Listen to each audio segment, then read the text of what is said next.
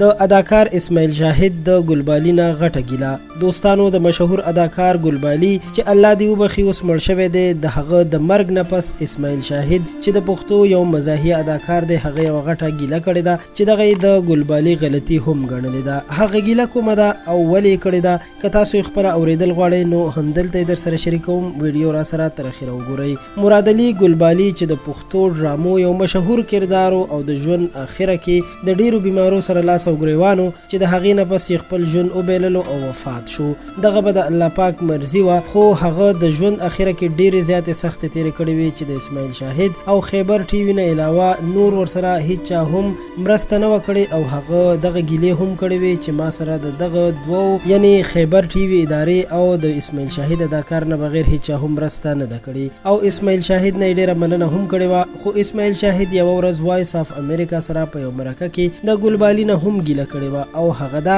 چې ویل یې ګلبالي چې د وخت سره یې څه ګټلي وو نو ټول یې خرج کړي وو یعنی هغه له پکار وو چې د خپلې ګټې نه یې څه حساب پیسې د خپل آینده لپاره ایښې وې ځکه چې داسې وخت راتلی شي چې بیا انسان د کار روزګار هم نه وي او د ژوند په داسې مرحله کې وي چې بل ته محتاج شي هغه ویل چې دا یوازې د ګلبالي غلطي نه وه بلکې د ټولو اداکارانو غلطي ده چې هیڅ پیسې نه بچت کوي او بیا د داسې مشکلاتو سره مخ وي هغه ویل چې ګلبالي زما یو ډېر ښه ملګری و او زما د ماشوموالي یار او دوست هم ما ورلا په خپله چنده کړې ده او د ملګرو نه مې د هغه لپاره سوال زاري کړې ده او پیسې مې ورته راغونډې کړې دي چې د هغه علاج پې وشي دا هم د یادولو خبره ده چې ګلبالي د ژوند اخره کې خپل د کور ټول سامانونه هم خرڅ کړي وو حتی چې د خپل کور ټي وي هم خرڅ کړی و چې علاج پرې وکړي نو اسماعیل شاهد هم همدا ګیله کوله چې دغه د ټولو نه یوه لویه غلطي وه چې ګلبالي په خپل ژوند کې کړې وه ګلبالي یو داسې اداکار و چې د ډیرو خلکو په مخونو باندې د خپلې اداکارۍ په هنر باندې خندا راوستې وه نو قدرمنو د خان کلیک چینل دا ویډیو همدومره وه غوښتل مو چې د اسماعیل شاهد دغه پیغام تاسو سره شریک کړم